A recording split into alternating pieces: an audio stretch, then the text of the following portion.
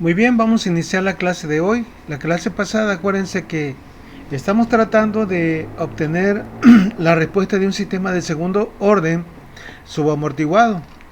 Partimos, ¿verdad?, de la función de transferencia, aplicamos el método de expansión en fracciones parciales y ya de ahí, ¿verdad?, teníamos esto, de ahí, una vez que ya aplicamos el método de expansión en fracciones parciales, encontramos los valores de las constantes A, B y C que necesitábamos de acuerdo al desarrollo en fracciones, que resultó una raíz real y un par de raíces complejas. Y ya una vez que encontramos los valores de A, B y C, pues la ecuación resultante quedó así. Es decir, la ecuación original, ¿verdad? Esta que teníamos se dividió en dos expresiones ya que las podemos obtener de una manera, entre comillas, un poquito más simple, ¿verdad? Por ejemplo, esta transformada inversa de 1 sobre s pues está directa. Si ustedes consultan por ahí las tablas de propiedades de transformadas de Laplace, van a ver que ahí la tenemos de forma directa, ¿verdad? La número 1, la transformada inversa de 1 sobre s pues es igual a 1. Ahí vamos a tener precisamente ya resuelta esa transformada inversa con la fórmula número 2 que aparece aquí. Entonces esto, ¿verdad?, va a ser igual a ¿quién? La transformada inversa de 1 sobre s va a ser igual a 1. Y vamos a empezar a trabajar con esto. Bueno, entonces ahí está, ¿verdad? Nos dice que aplicamos la fórmula número 2 y ya una vez resuelto esto nos queda 1 menos esto. Esto todavía no lo hemos resuelto. Apenas vamos a ver si hay alguna fórmula que se parezca a esto. Bueno, si ustedes ven esta fórmula y comparan con lo que tenemos de este lado, pues tal y como está, así no encontramos ninguna, porque aquí hay s en el numerador más una constante. Y acá, ¿verdad?, tenemos s y acá hay un término cuadrático. No hay como tal. Aquí también tenemos s más a. Esta podría ser, ¿verdad? Pero vamos a ver cuál se ajusta. Esta se parece, ¿verdad? Es la fórmula 21, como pueden ver. Pero necesitamos aquí completar el trinomio cuadrado perfecto para poderlo factorizar como está aquí. Y ya una vez que hemos encontrado el trinomio cuadrado perfecto, debemos asegurarnos que lo que está dentro del paréntesis abajo debe ser igual a ¿quién? A lo que está arriba. Bueno, dice, para obtener la transformada inversa de Laplace de la segunda expresión, analizamos la fórmula de la tabla A1, la que acabo de ver ahorita. Aparentemente, dice, no existe ninguna fórmula que se ajuste a nuestra expresión, por lo tanto vamos a completar el trinomio cuadrado perfecto. De cierta forma sí la hay, ¿verdad? Ya cuando tenemos un poquito más de experiencia, vemos que si tenemos un trinomio en la parte del denominador, lo podemos factorizar. Siempre que hay un trinomio, podemos factorizarlo para aplicar ya sea la fórmula 20 o bien la fórmula 21. Bueno, ¿cómo vamos a completar el trinomio cuadrado perfecto? Pues para ello vamos a aplicar el siguiente procedimiento, el cual establece que primeramente se escribe el término cuadrático, dice. Lo vamos a ir haciendo aquí, ¿verdad? Aquí me la voy a llevar esta parte para allá, para que ustedes vayan observando. Primeramente vamos a escribir, dice, el término cuadrático, o sea, esta parte la volvemos a escribir. Luego enseguida el segundo término. Otra vez esto mismo aparece acá.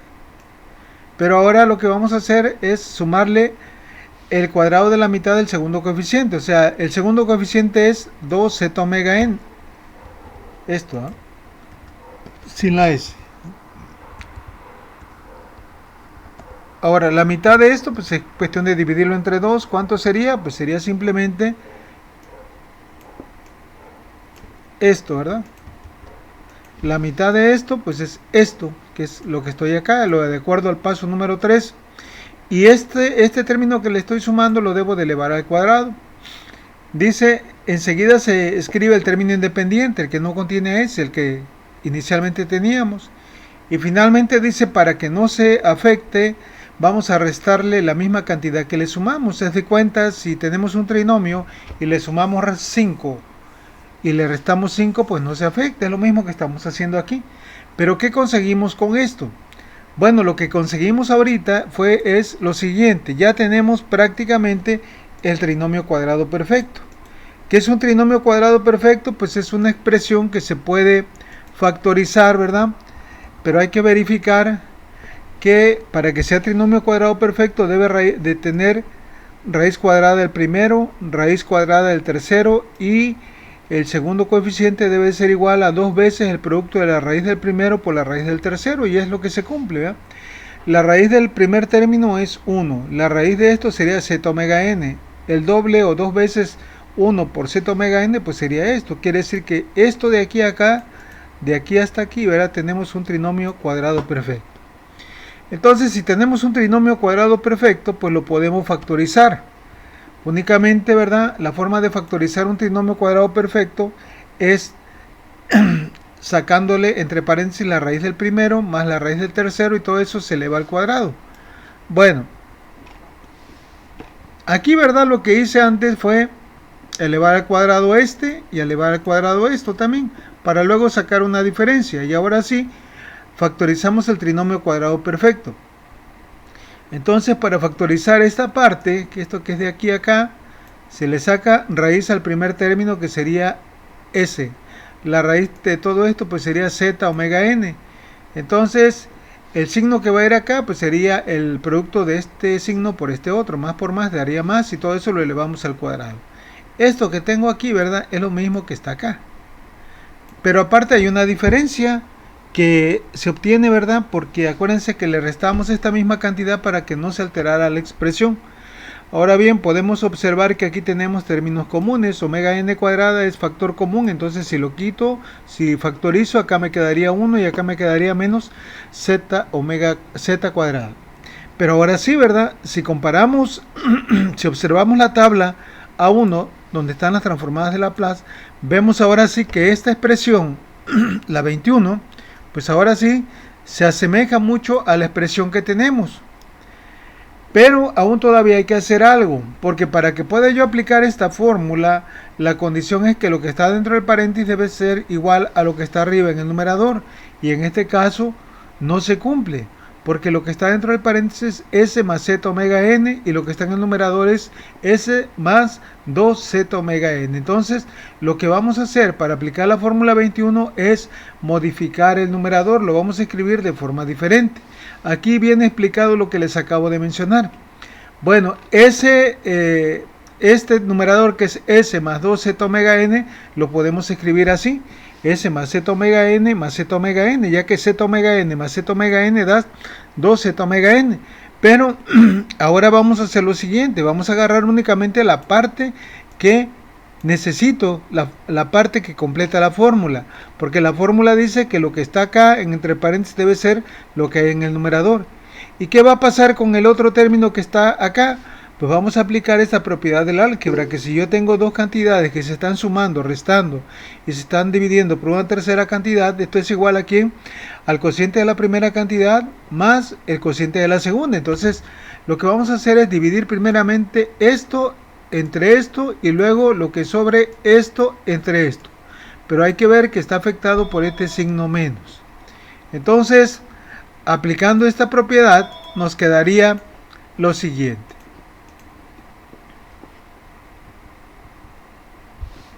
Vuelvo a repetir, acá, ¿verdad? Ya vimos, dividimos esto entre esto, sería esto, y ahora esto entre esto. Lo dejamos aquí, aquí sería más por menos, sería menos.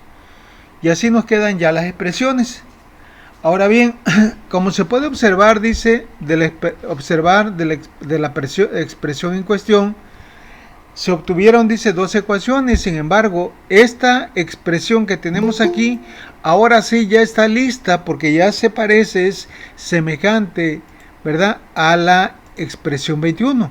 Lo que está dentro del paréntesis es lo mismo que está arriba en el numerador, y por tanto ya podemos aplicar la fórmula 21. La fórmula 21 dice que esta, ¿verdad?, la transformada inversa de esta expresión va a ser igual a ¿quién? A e a la menos at por el coseno de omega t. Ahorita vamos a ver quién es a y quién es omega t. Bueno, entonces ya lo tenemos. Vamos a aplicar esta fórmula, la 21, que se la vuelvo a escribir aquí. Y ahora hay que ver, por analogía, a para nosotros sería esto que está acá o esto que está acá, que es lo mismo.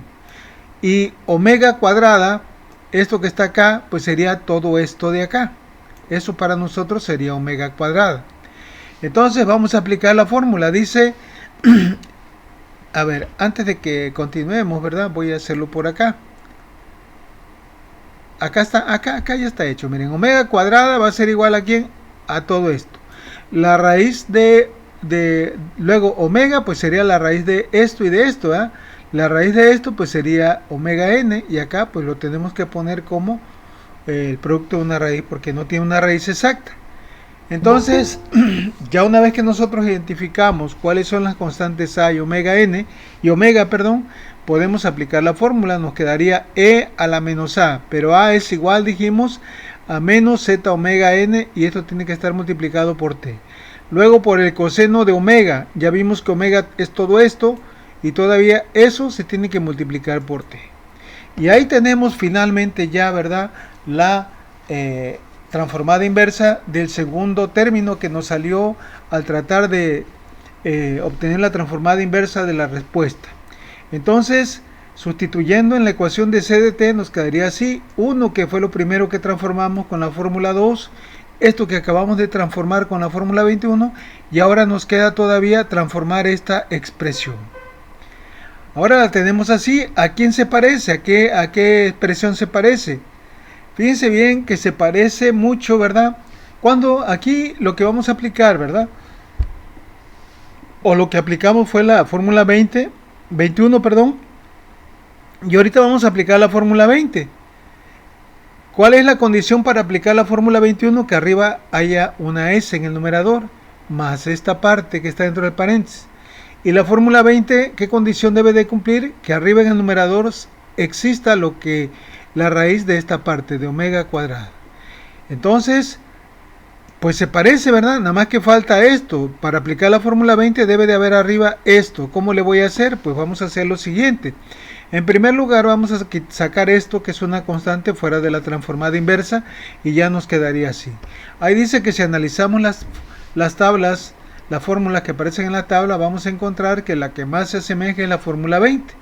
Pero como ya comentamos, para aplicar la fórmula 20, la raíz de esto debe ser lo que hay en el numerador, y nosotros no tenemos nada de eso. Arriba en el numerador tenemos un 1.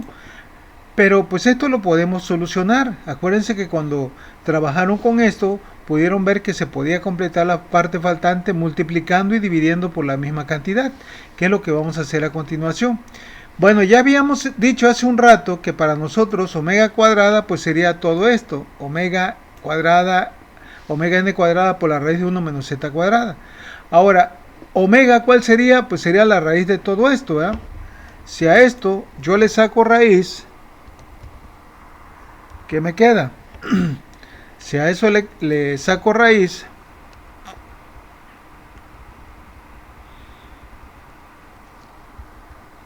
pues me va a quedar esto. La raíz de omega n cuadrada pues tiene raíz exacta, sería omega n. Por esto, como no tiene raíz exacta, pues lo dejamos igual. O sea, sería por la raíz de esto, de 1 menos z cuadrada. Entonces, para que nosotros podamos aplicar la fórmula 20, ¿verdad? Arriba debe de haber la raíz de esto, y la raíz de esto es precisamente esta parte. ¿Ok? Entonces, aquí viene todo ya, ¿verdad? Lo que les estoy explicando viene descrito. ¿Cómo vamos a completar esto? Pues fácil, ¿verdad? Si yo multiplico una cantidad multiplico una expresión por una cantidad, tanto arriba como abajo, no se altera. Aquí estamos multiplicando por esto y por esto. Es lo mismo, o sea, hagan de cuenta que si multiplico por 5 entre 5 da 1, por 10 entre 10 da 1, o sea, no se altera. Sin embargo, ¿qué gano aquí con esto? Cuando multiplico aquí, lo que gano es que ahora la expresión ya está completa, ya puedo aplicar precisamente la fórmula 20. Y esto que queda acá, pues voy a ver qué resulta de esto. Aquí pueden ver incluso que esta omega n, con esta omega n, se va a hacer igual a 1, y ya podemos simplificar. De tal forma que la expresión ya me quedaría z entre la raíz de 1 menos z cuadrada, aparte esta parte que nos falta. Y ahora sí, pueden observar que la expresión que tenemos ya es semejante a la fórmula 20. Y por tanto ya podemos aplicar precisamente esta expresión. Nos quedaría esto así. El menos lo vamos a dejar así, ya luego lo sustituimos allá, ¿verdad? Donde en el proceso que llevamos para obtener CDT. Entonces esto queda como factor, lo ponemos como factor y ahora sí aplicamos la fórmula 20 que dice que es E a la menos AT. Ya vemos que para nosotros A es esto, de acuerdo a la fórmula 20, A la obtendríamos de aquí, sería menos Z omega NT. ¿Por el seno de quién? De omega. Omega es lo que está arriba en la fórmula, sería omega n raíz de 1 menos Z cuadrada por T. Y finalmente, ¿verdad? Al sustituir ya en CDT hemos encontrado la respuesta de un sistema de segundo orden subamortiguado, como se muestra en esta expresión. Ahora vamos a reducir, a simplificar esto. No sé si recuerdan cuando estuvimos obteniendo la ecuación para los polos de un sistema de segundo orden subamortiguado, hicimos un cambio de variable que le llamamos omega d. Omega d, ¿verdad? Va a ser igual a la raíz a omega n por la raíz de 1 menos z cuadrada, que es precisamente esto que está acá y esto que está acá, ¿verdad? Parte del argumento de la función seno y coseno, por tanto lo podemos sustituir así. Además de que también podemos factorizar por esta parte e a la menos z omega nt y e a la menos z omega nt. Factorizamos por el menos, porque aquí es menos y menos, de tal manera que estos dos términos se convierten en más. Y ya nos queda finalmente en la expresión 325 la respuesta de un sistema de segundo orden subamortiguado. No sé si hay alguna pregunta con esto. Bueno, ¿para qué nos va a servir esta expresión? Bueno, pues nos va a servir para obtener los parámetros de respuesta transitoria, porque ahí vamos. Acuérdense que la intención es obtener precisamente estos parámetros, que fue lo que vimos la clase pasada. Y para obtener los parámetros de respuesta transitoria, teníamos que utilizar esta, a partir de esta ecuación, de esta gráfica. Los parámetros de respuesta transitoria que vimos en la clase pasada, habíamos dicho que son 5, sin embargo, de los 5 vamos a deducir 4 porque son los que más se ocupan. El tiempo de retardo era el que no vamos a utilizar. Casi no se utiliza, pero también se puede deducir. Ustedes de cierta forma lo van a poder deducir después de haber visto cómo voy a hacer los demás. Entonces, simplemente es cuestión de analizar la curva de respuesta, esta que tengo acá. Si ustedes grafican esta expresión, la 325, lo que van a obtener va a ser una gráfica como la que se muestra aquí, la que les acabo de mostrar aquí. ¿Ok? Esto de aquí. Bueno, entonces vamos a obtener la curva de respuesta, los parámetros de respuesta transitoria a partir de esta curva de respuesta. El primer parámetro que vamos a deducir es el tiempo de crecimiento. Habíamos dicho que el tiempo de crecimiento para un sistema subamortiguado es el tiempo que tarda la curva de respuesta en alcanzar el 100% de su valor final por primera vez. Como se le está aplicando, acuérdense que a este sistema le aplicamos una entrada de escalón unitaria, por tanto el 100% es 1. Entonces, cuando llega a 1 por primera vez aquí, ¿verdad? Es precisamente el tiempo de crecimiento. Porque también llega a 1 o al 100% por segunda vez, por tercera vez, dependiendo de las oscilaciones que tenga la respuesta. Entonces nosotros vamos a ver cómo hacerle para obtener este tiempo. Pues se ve, aquí tenemos que hacer un análisis gráfico para ver cuánto vale la curva. ¿Cuál es el valor de esta curva? CDT. Si ustedes grafican esta ecuación, vuelvo a repetir, les va a dar esto. Entonces, cuando el tiempo es igual a este tiempo que quiero, TR, el valor de la curva de respuesta es igual a 1. Entonces, lo que vamos a hacer es igualar la ecuación 3.25 con 1 y a partir de ahí vamos a obtener el tiempo de crecimiento TR. ¿Ok? Entonces, igualamos CDT igual a 1. Aquí la igualamos ya con 1. Este 1 con este 1 se hace igual a 0, ¿verdad? Ya sea que este lo pase para acá o este para acá, pasa negativo, se restan y se hace 0. De tal manera que ya la expresión esta, que está aquí, nos queda igualada con 0, ya sea así o bien así, es exactamente lo mismo. Ahora bien, este término exponencial, ¿verdad? Que está aquí, junto con la parte negativa, la puedo pasar al segundo miembro de la ecuación. Al dividir, ¿verdad? 0 entre cualquier cantidad, lo que vamos a obtener finalmente va a ser 0. De tal manera que al hacer esto, ¿verdad? Ya nos queda únicamente la pura función trigonométrica, los términos cosenos y los términos senos. Lo que nos interesa es obtener precisamente el valor del tiempo t, que es el tiempo tr. Para hacer ello, ¿verdad? Vamos a hacer lo siguiente, vamos a a dividir la expresión entre el seno de omega de t, así como pueden ver aquí. Dividimos ambos miembros de la ecuación, del lado izquierdo y del lado derecho, 0 entre estos sigue dando 0, pero acá, ¿verdad? Al hacer la división término a término nos queda coseno de omega d entre el seno de omega d. Esto lo dejamos como factor y acá nos quedaría seno de omega d entre seno de omega d. Acuérdense que el coseno entre el seno pues es igual a la cotangente de omega d y seno entre seno pues va a ser igual a 1 y ya se va simplificando esto. Ok, entonces ahí tenemos ya, ¿verdad? Ahora bien, este término, la cotangente, la vamos a despejar de tal manera que este término que está sumando pasaría al lado derecho restando y a continuación vamos a utilizar la siguiente identidad trigonométrica. Acuérdense que la cotangente y la tangente son funciones recíprocas, es decir, el cotangente de alfa es igual a 1 sobre la tangente de alfa. Por esa razón, la cotangente de omega d se puede escribir como 1 sobre la tangente de omega d, y esto va a ser igual a menos z por la raíz de 1 menos z cuadrado. Ahora vamos a despejar la tangente, únicamente lo cambiamos, ¿verdad? Invertimos lo que está abajo, lo subimos arriba y lo de arriba lo pasamos abajo, tanto acá como acá, y ya queda despejada la tangente de omega de t. Ahora, nos interesa despejar el tiempo, ¿verdad? Porque el tiempo que estamos tratando de encontrar es tr. ¿Y por qué decimos que es tr? Porque igualamos la ecuación c de t con 1. Entonces, para despejar el tiempo de aquí, lo que vamos a hacer es aplicar la función trigonométrica inversa. Si es tangente, pues voy a aplicar tangente inversa, pero la voy a aplicar tanto del lado izquierdo como del lado derecho para que no se modifique la expresión, de tal manera que esto me quedaría así: tangente inversa por la tangente son funciones inversas y únicamente me queda el argumento omega dt, y acá pues me quedaría esto así, ¿verdad? Pero también podemos utilizar la siguiente identidad. Nosotros sabemos que la tangente de menos alfa es igual a menos la tangente de alfa, por tanto, esta expresión se puede escribir así. En vez de tangente inversa de menos la raíz de 1 menos z cuadrada entre z, la puedo escribir como menos tangente inversa de la raíz de 1 menos z cuadrada sobre z. Ahora bien, ya de aquí puedo despejar t, que va a ser igual a tr, y me queda menos 1. Esto está multiplicando, pasa dividiendo por la tangente inversa de esto que tenemos acá. Pero aquí hay un detalle que apenas vamos a ver. Aparentemente esta expresión, ¿verdad? Ahorita no le dan caso a esto, ahorita me voy a regresar para que ustedes vean por qué puse esto. Pues resulta que el tiempo que se presenta en la ecuación 326 es un tiempo negativo.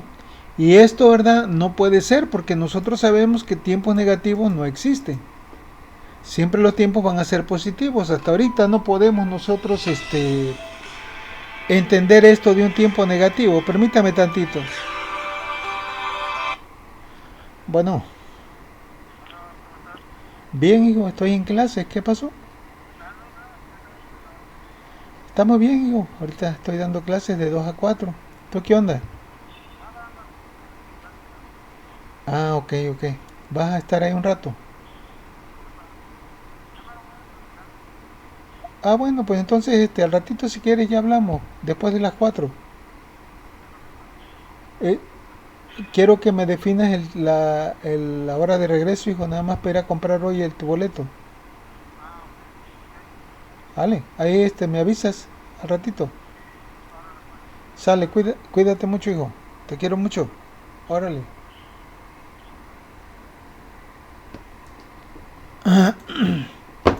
Muy bien, entonces decíamos, el problema que tenemos aquí con la ecuación 326 es que el tiempo nos salió negativo. Dice aquí, sin embargo, como se puede apreciar en la ecuación 326, el resultado para tr es negativo y como sabemos no existen tiempos negativos.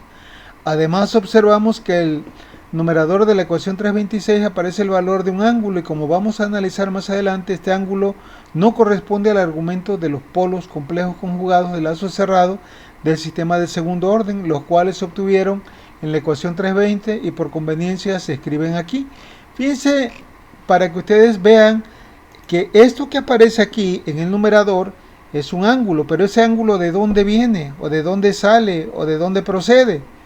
Pues vamos a ver que este ángulo procede precisamente de los polos de lazo cerrado del sistema prototipo de segundo orden. Nosotros esto ya lo obtuvimos en las clases pasadas cuando determinamos los polos a partir de la ecuación general de segundo grado. Por ahí hicimos un artificio que factorizamos por un factor negativo para que nos diera complejos y quedó esto así. Nos quedó que los dos polos van a tener parte real y parte imaginaria, pero uno va a tener parte positiva y el otro parte negativa, por eso se le llaman complejos conjugados. Bueno, entonces lo que vamos a hacer es graficar el polo que tiene parte real positiva, o sea, el menos z omega n más j omega d. Pero omega d, no sé si recuerden que omega d fue una variable que le llamamos la frecuencia natural amortiguada, y habíamos dicho que era igual a omega n por la raíz de 1 menos z al cuadrado, ¿ok?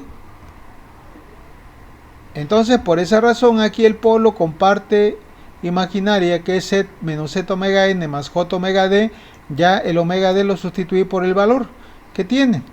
Entonces, aquí tenemos esto, ¿verdad? Aquí está graficado de esta manera, ¿verdad? Menos z omega n y acá omega d, ¿ok? Ahora, la hipotenusa es igual a omega n. Vamos a ver si es cierto. Aquí lo estoy demostrando, ¿verdad? La hipotenusa. ¿Cómo sacamos la hipotenusa de este triángulo rectángulo? Pues aplicamos el teorema de Pitágoras. Elevamos el cateto real al cuadrado, que sería z omega n al cuadrado, y luego elevamos el cateto opuesto también al cuadrado, que es omega d, pero omega d es omega n por la raíz de 1 menos z cuadrada. Todo esto elevado al cuadrado. Al elevar al cuadrado esta parte nos quedaría z cuadrada omega n cuadrada, y acá al elevar al cuadrado todo esto nos quedaría omega cuadrada. La raíz con el cuadrado se eliminan y nos queda únicamente 1 menos z cuadrada.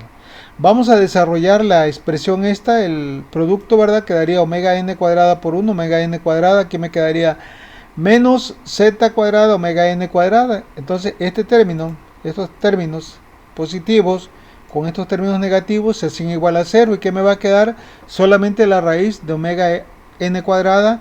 Y al sacar la raíz, pues simplemente me queda omega. Por eso es que aquí ustedes ven que la hipotenusa tiene un valor de omega. Ahora bien, cuando ustedes hicieron cálculos, ¿verdad? Cuando utilizaron por ahí números complejos en el análisis de CA, en Matemáticas 3, donde ven esta teoría de los números complejos, ustedes vieron que para hacer esos cálculos siempre tenemos que utilizar el argumento, que es el ángulo. Pero ese argumento se mide a partir del eje real positivo. ¿Sí? El argumento θ, el ángulo que debemos utilizar para los cálculos, tiene que empezar de aquí para acá. Aquí se considera un ángulo positivo, de aquí para acá un ángulo negativo. Pero para nosotros ahorita, ¿verdad? Lo que aparece en la fórmula 326, vamos a ver cuál es. No es el argumento, como vamos a ver a continuación. Fíjense bien, voy a calcular ahorita este ángulo que va a ser beta, que es el suplemento de θ. El suplemento es lo que le falta a θ para llegar a 180. ¿Cómo podríamos calcular beta? Pues aplicando la tangente inversa, cateto opuesto, que es omega d, entre cateto adyacente, que es z omega n. Pero omega d es igual a omega n por la raíz de 1 menos z cuadrada entre esto que ya teníamos. Esta omega n con esta omega n se hace igual a 1 y nos queda que beta es igual a ¿quién? A la tangente inversa de 1 de la raíz de 1 menos z cuadrada entre z. Me voy a regresar a la expresión 326. Aquí, esto es lo que acabamos de calcular. Entonces lo que tenemos ahorita acá en el numerador es beta, no es θ, y por tanto, ¿verdad? Este ángulo no se debe de utilizar para hacer los cálculos. Lo que tengo que utilizar en este caso es θ, porque este ángulo es el suplemento, no es el argumento. Entonces nosotros lo que vamos a hacer a continuación es lo siguiente. Dice, en la gráfica se representan dos ángulos. El ángulo θ medido a partir del eje real positivo, conocido como argumento del número complejo, y el ángulo beta, que viene siendo el suplemento de θ, es decir, lo que falta para completar un ángulo llano o ángulo de 180 grados, o bien de pi radianes. Aquí es pi, ¿verdad? A continuación dice, vamos a determinar el ángulo beta a partir de la figura. Bueno, ¿qué fue lo que hice ahorita? ¿No? Fue el ángulo beta. Ahora bien, pero de la figura θ, ¿cómo lo podemos sacar? θ pues sería igual a ¿quién? A 180 y le restamos beta, ¿verdad? θ sería 180 que hay de aquí a acá, y si le resto este valor me queda el ángulo aquí. Por tanto, ¿verdad? Dice, como podemos observar, el valor de θ es igual al que ya mencioné hace rato. Pero θ, lo que quiero, ¿verdad? Ahorita para calcular TR, lo vamos a poder obtener así, como 180 menos beta. Pero como se van a trabajar en radianes, pues sería igual aquí a pi menos beta. Entonces, con ese ángulo es con el que nosotros vamos a poder obtener el valor del tiempo de crecimiento. Es decir, el ángulo beta como tal no me sirve, por eso es que da negativo. Entonces, θ va a ser igual a ¿quién? A pi menos beta. Beta ya lo teníamos en la ecuación 26, de tal forma que TR va a ser igual a pi menos beta, o sea, pi menos tangente de todo esto entre omega d. Ahora sí, ¿verdad? El ángulo pues tiene que salir forzosamente, digo, el tiempo va a salir forzosamente negativo, porque ahora sí estamos utilizando el ángulo correcto para poder calcularlo. Entonces, esta es la expresión que vamos a utilizar para calcular el tiempo de crecimiento, que es el tiempo, ¿verdad?, que requiere la curva de respuesta para alcanzar el 100% por primera vez, de su valor final por primera vez. No sé si hay alguna duda, algún comentario con esto que llevamos hasta ahorita.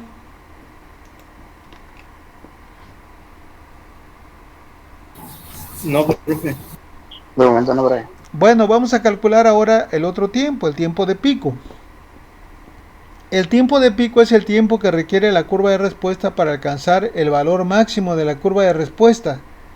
Porque pueden ver, ya dijimos que un sistema subamortiguado presenta oscilaciones amortiguadas antes de alcanzar la estabilidad, pero el pico máximo se presenta aquí en TP, y es lo que queremos saber, el tiempo donde sucede este sobreimpulso. Nos sirve, ¿verdad?, este tiempo para, sobre todo cuando se trata de motores, para checar las protecciones, para ajustar los valores de las protecciones de los fusibles, y ahorita lo vamos a utilizar también más adelante para obtener el valor del sobreimpulso, lo que se excede la curva de respuesta más allá de la unidad. ¿Cómo le haríamos para calcular este tiempo? ¿Cómo le haríamos? Pues no sé si recuerden cuando llevaron matemáticas 1, cuando llevaron cálculo diferencial. No sé si recuerden. Cuando llevaron cálculo diferencial, pues le dieron por ahí a entender, ¿verdad?, que la derivada pues tiene varios significados. En la geometría, ¿verdad?, la derivada representa la pendiente de una curva en un punto dado, y la pendiente viene siendo la inclinación, el ángulo que tiene esa curva. La pendiente de la tangente, ¿verdad? Hay que tirar una tangente es una curva que corta a otra, es una recta, perdón, que corta una curva, pero solamente en un punto. Entonces, por ejemplo, en el punto máximo, si yo tirara una tangente, la tangente tendría que ser horizontal, así como estoy moviendo el mouse ahorita. Y la inclinación que va a tener una curva horizontal, así como pueden ver aquí, ¿verdad? Vamos a suponer que esta es, ahí la estoy, esa es la recta que tiré, que coincide con, nada más que aquí no lo puedo mover, no se ajusta, o sea, esta recta tiene que quedar aquí en el punto máximo. Así solamente se puede dibujar para que corte la recta en un solo punto. La inclinación de esta recta tangente es de 0. Eso quiere decir entonces que la derivada, el valor de la derivada en los puntos máximos o también en los puntos mínimos siempre va a ser igual a 0. Entonces, para encontrar el valor máximo y a partir de él obtener el punto crítico, que es donde sucede, que es el tiempo, en este caso TP, vamos a aplicar máximos y mínimos a partir del criterio de la primera derivada. Entonces dice, como el tiempo de pico TP sucede en el valor máximo de la curva de respuesta, vamos a utilizar máximos y mínimos mediante el criterio de la primera derivada para determinar su valor. Es decir, vamos a calcular la primera derivada de la curva de respuesta, o sea, de la que obtuvimos en la ecuación 325 CDT, y el resultado que se obtiene se iguala con 0 y a partir de ahí se despeja el tiempo t igual a tp. Vamos a hacer esto, ¿verdad? Acá está la curva, la ecuación 325. Me voy a regresar para que ustedes vean. Esta es la que tenemos que derivar.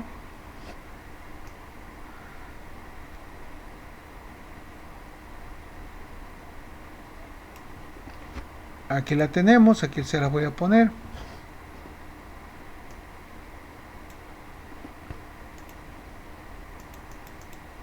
Ahí está. Entonces, la derivada de esto sería igual a ¿quién? A la derivada de todo esto que está acá, ¿verdad? Aquí lo dejamos indicado. Aquí, acá. Ahora vamos a aplicar la propiedad asociativa. La derivada de esto más la derivada de todo esto. Acuérdense que la derivada de una constante es igual a 0. Entonces, por tanto, esta parte desaparece. Ya nos olvidamos de esta parte y únicamente vamos a quedarnos ya con esta parte. Aquí tenemos la derivada del producto de dos funciones. Vamos a utilizar la fórmula de u por b, la derivada de u por b, como pueden ver aquí, la cual establece que va a ser igual a u por la derivada de b más b por la derivada de u. Para nuestro caso, ¿verdad? Para nuestro caso, pues u va a ser la parte exponencial y b pues va a ser la parte que está entre paréntesis, las dos funciones trigonométricas, el coseno y el seno. Entonces, vamos a aplicar la fórmula. Este signo negativo que tiene aquí, ¿verdad? La parte exponencial la podemos dejar fuera como factor.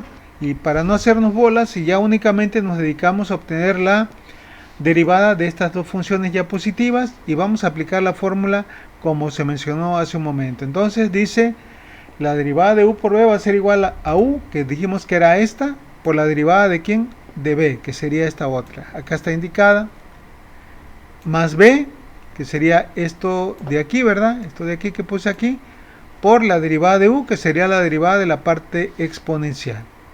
Bueno, vamos a llevar a cabo las derivadas de estas funciones. Aquí se las pongo, ¿verdad?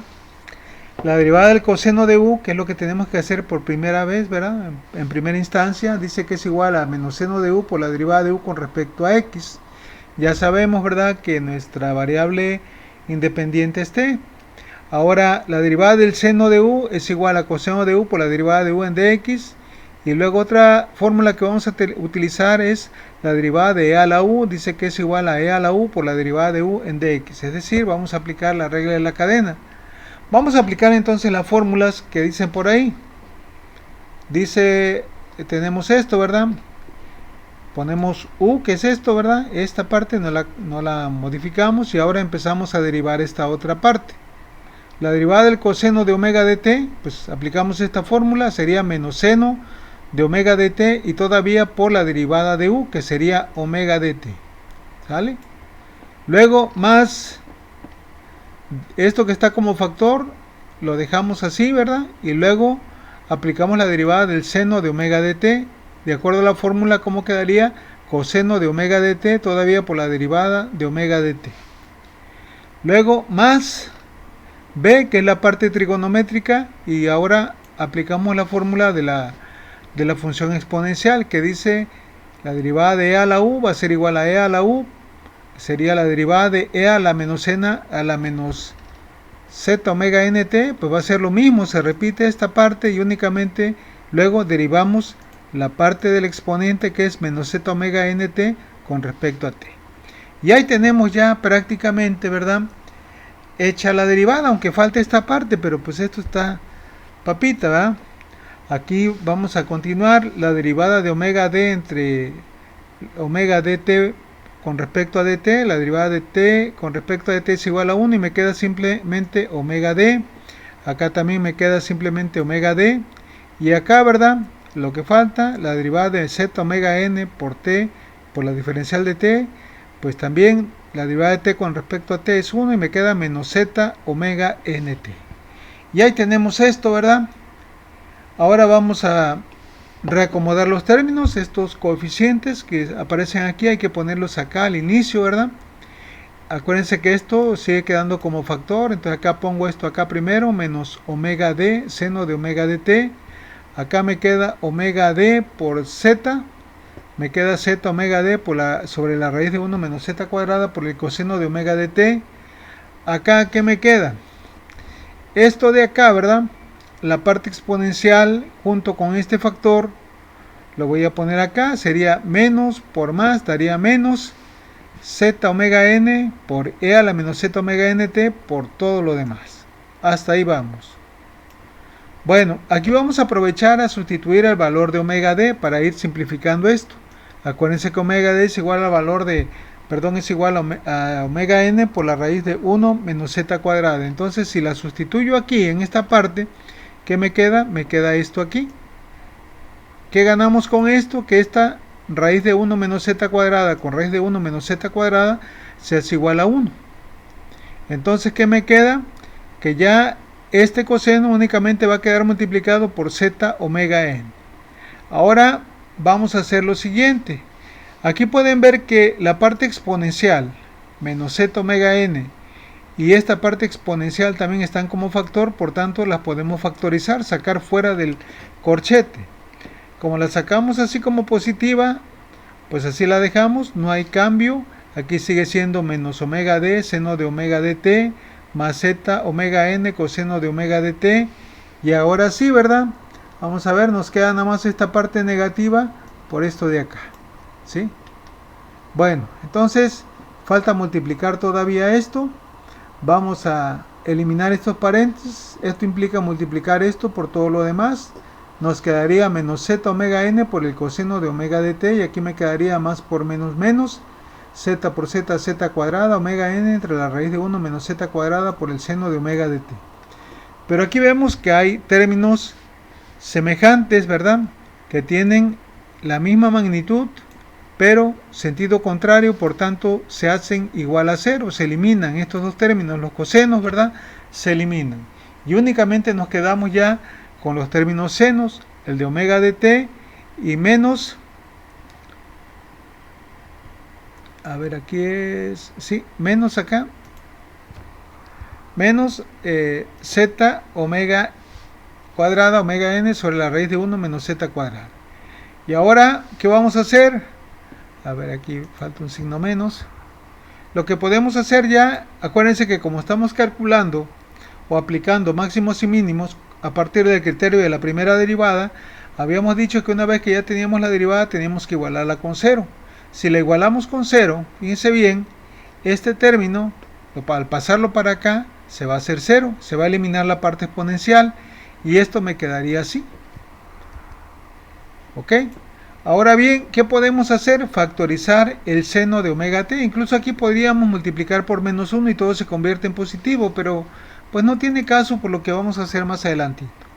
Al factorizar seno de omega t me quedaría omega d menos seno z cuadrada omega n raíz de 1 menos z cuadrada por el seno de omega dt.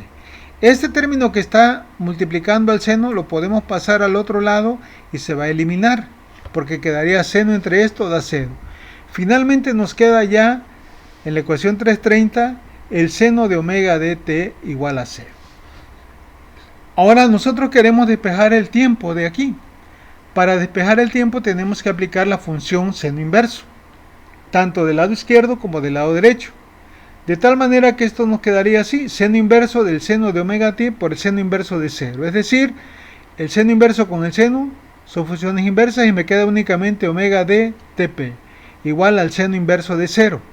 Pero el seno inverso de 0, ¿qué quiere decir o qué es?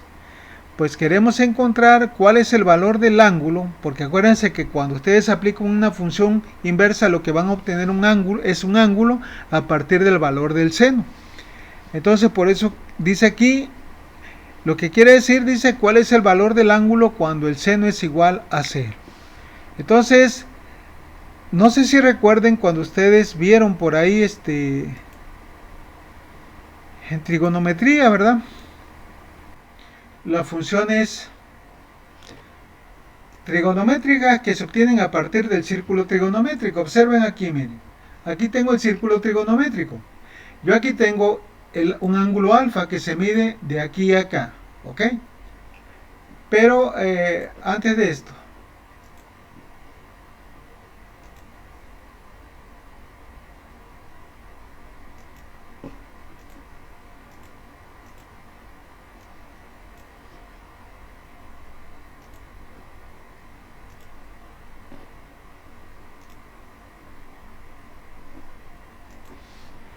Ok, aquí está el radio, ¿verdad? Que es la unidad. Voy a hacerlo nuevamente para que ustedes entiendan. Vamos a suponer que nosotros tenemos un ángulo, un cierto ángulo. Por aquí así, este de aquí. ¿Ok? Ahora, para obtener las funciones trigonométricas yo debo de formar un triángulo rectángulo. ¿Sí? El lado opuesto y el de acá, el lado adyacente. Se forma un ángulo de 90 grados de aquí a acá. Así se le pone que es un triángulo rectángulo. Bueno, entonces, este triángulo rectángulo, ¿verdad? A partir de él se sacaron las funciones trigonométricas, o sea, el ángulo, el seno del ángulo alfa es la longitud de este segmento. Acuérdense que el seno, lo máximo que da es de 0 a 1. Y el coseno es este otro segmento también, el coseno va de 0 a 1. Pero vean ustedes qué pasa si nosotros, ¿verdad?, incrementamos el ángulo. Ahora el ángulo está acá. ¿Qué pasa con el seno? Pues el seno crece y el coseno ahora disminuye. A medida que el ángulo crece, el seno aumenta, pero el coseno disminuye. ¿Ok?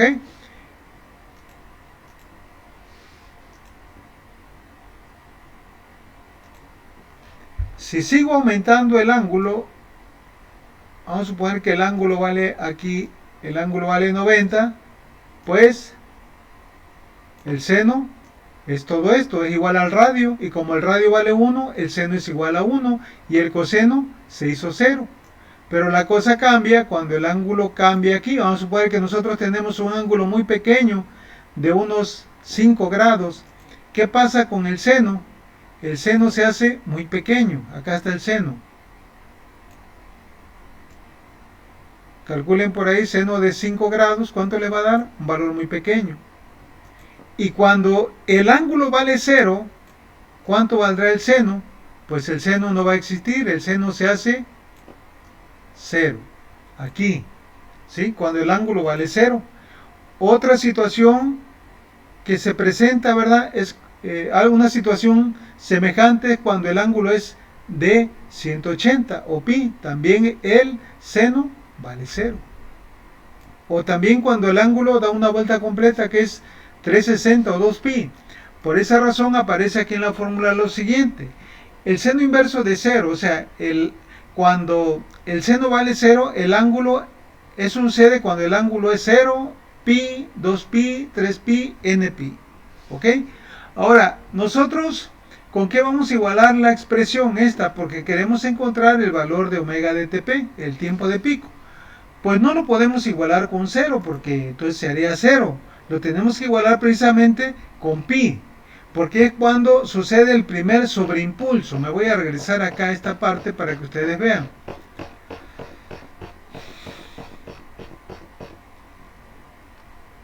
Aquí, ¿verdad? Aquí es 0, aquí es pi, aquí sería 2pi en el mínimo, en el otro máximo 3pi, en el otro mínimo 4pi y así se va. El primer sobreimpulso sucede en pi radianes. ¿Ok? Entonces, por esa razón, para calcular el tiempo de pico, igualamos la expresión precisamente con pi. Y ya de aquí nosotros despejamos tp, de tal manera que tp va a ser igual a pi sobre omega d, y con esto finalmente encontramos la ecuación para poder determinar el tiempo de crecimiento, es decir, el tiempo donde sucede el primer sobreimpulso o el sobreimpulso máximo de la curva de respuesta. Bueno, no sé si hay alguna pregunta con esto, si no, pues aquí la vamos a dejar y ya, si Dios quiere, continuamos el día de mañana.